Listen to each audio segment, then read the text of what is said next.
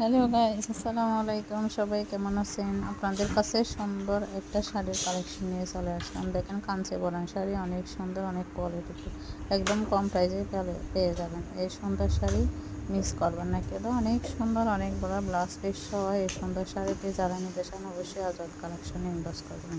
আর যারা এরকম সুন্দর সুন্দর ভিডিও পেতে চান অবশ্যই সাবস্ক্রাইব করে দেবেন, কমেন্টস করবেন, সবাই শেয়ার করে দেবেন।